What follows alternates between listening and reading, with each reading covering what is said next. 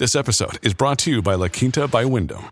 Your work can take you all over the place, like Texas. You've never been, but it's going to be great because you're staying at La Quinta by Wyndham. Their free Bright Side breakfast will give you energy for the day ahead. And after, you can unwind using their free high-speed Wi-Fi. Tonight, La Quinta. Tomorrow, you shine.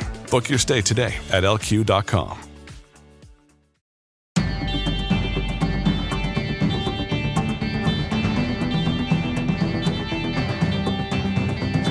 The start of the 2024 Paris Olympics is just a few weeks away. Soon, more than 10,000 of the world's best athletes will convene to take their shot at earning a bronze, silver, or the coveted gold medal.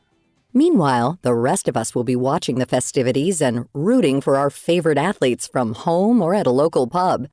During the last Olympics in Tokyo in 2020, more than 3 billion viewers tuned in across TV and digital platforms.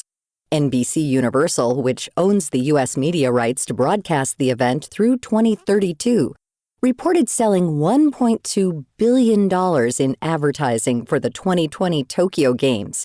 This past April, the company publicized that it had already exceeded this number and was on track to set a new record for ad sales. As big as this number may seem, it's not out of the ordinary. Each year, sports bring in hundreds of billions of dollars in revenue. And recently, a new face is trying to break into this industry. Saudi Arabia has been investing heavily to establish itself as a global sports hub. Over the last few years, the country has non-stop formed new international leagues and teams across golf, soccer, Formula One, cricket, and other sports. What is happening in Saudi Arabia right now is a project in its initial stages, so it's immature. And so we're not seeing large numbers of events supported by significant infrastructural development, underscored by or underpinned by a coherent tourism strategy, for example. This is ongoing. And this is really important because we do believe that Saudi Arabia will host the FIFA World Cup for men in 2034. There are rumors possibly of a Saudi Arabian 2036 Olympic bid. That's Simon Chadwick, a professor of sports and geopolitical economies at Schema Business School in France. Chadwick says that more niche sports like horse racing and falconry have long been part of Saudi Arabia's culture, but it wasn't until the latter part of the 20th century that soccer, or in Europe what's known as football, really took off.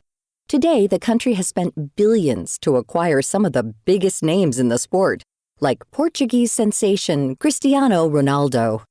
Many experts point to Saudi's de facto ruler, Mohammed bin Salman, for this non-stop expansion into sports. It was very important in changing the emphasis from more traditional pursuits like falconry and equine sports to not only more modern sports. And when I use this word modern again, I think about esports as another example, which obviously is a very kind of late 20th and early 21st century phenomenon.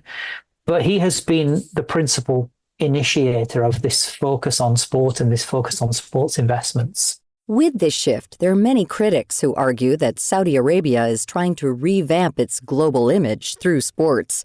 The country has long been known as a conservative state with hardline traditional values around religion, gender norms, free speech, and what's generally accepted in society. It's also no stranger to past human rights controversies and unfair labor practices. How do you feel great on vacation? Like really good? Easy. You go to Aruba. You'll spend your time relaxing on cool white sand beaches and floating in healing blue water. You'll immerse yourself in natural wonder and find your center on an island where things move at your speed. You won't just feel great, you'll feel relaxed, renewed, and ready for life. That's the Aruba effect. Plan your trip at Aruba.com. We know, many of us, that Saudi Arabia has a particular reputation, and that is an outcome of several episodes over the last 20 years. And so I think brand Saudi Arabia is trying to change perceptions, is trying to change attitudes, is trying to get us to see the country in a different way. And sport helps it to do that. And as I say, some people might label this sport washing, other people would label it as soft power. And soft power is essentially when countries try to persuade us that they're actually quite like us and they're not different and they're not threatening, that they are legitimate members of the international community. And so in terms of how I would characterize Saudi Arabia overall, we got lots of fighting, fast cars and football, soccer events taking place there, which is typically what you would find in the United States, in Britain, in France, in Germany, in Australia and other parts of the world. So that kind of underscores this whole observation about legitimacy and about soft power. While this may be part of the narrative, there are also a handful of other reasons behind the country's heavy push into sports. Saudi Arabia is a country that is hugely dependent upon oil revenues to sustain itself, maybe as much as 40% of GDP annually. And so sport is part of a diversification strategy at a time when obviously the world is kicking back against fossil fuel consumption. The Saudi Arabian economy does need to be more resilient and needs to be able to withstand what potentially will be a very important pivot away from fossil fuels across the world. Another driver is that the country's population is very young. 70% of citizens are under the age of 35 and are tech-savvy, spend a lot of time online, and use social media. One of the things that I think Saudi Arabia is mindful of is the potential for these young people to become disaffected. If you consider that during the Arab Spring, 12, 13, 14 years ago, the average age of an Arab Spring protester was 26 years old. And what the Saudi authorities are very keen to do is to ensure that we don't see any popular uprising, any questioning of the government. And so sport is one of the ways in which the country is addressing that. There could be a myriad of other reasons why the oil-rich Gulf country is really investing billions and billions of dollars into these leagues. The reality is that we may never really know.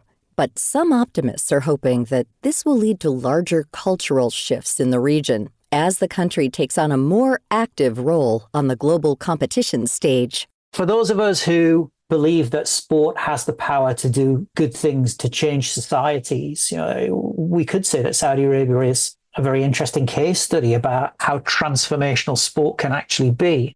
Join us next week in the first half of Viewpoints for part 2 of this story on Saudi Arabia's expansion into sports. To find out more about our guest, Simon Chadwick, head to viewpointsradio.org. For more behind the scenes and to support our show, follow Viewpoints Radio on Instagram, X, and Facebook. This segment was written by our executive producer, Amira Zaveri. Our studio manager is Jason Dickey. I'm Marty Peterson. This segment is brought to you by Capital One. With no fees or minimums and no overdraft fees, banking with Capital One is the easiest decision in the history of decisions. That's banking reimagined. What's in your wallet? Terms apply. See CapitalOne.com/bank for details. Capital One N.A., member FDIC.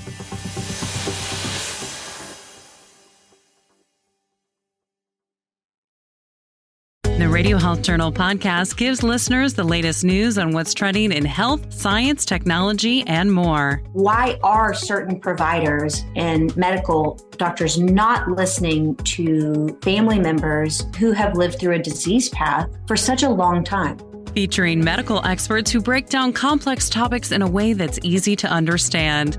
Radio Health Journal podcast, available wherever you find your favorite podcasts and at radiohealthjournal.org.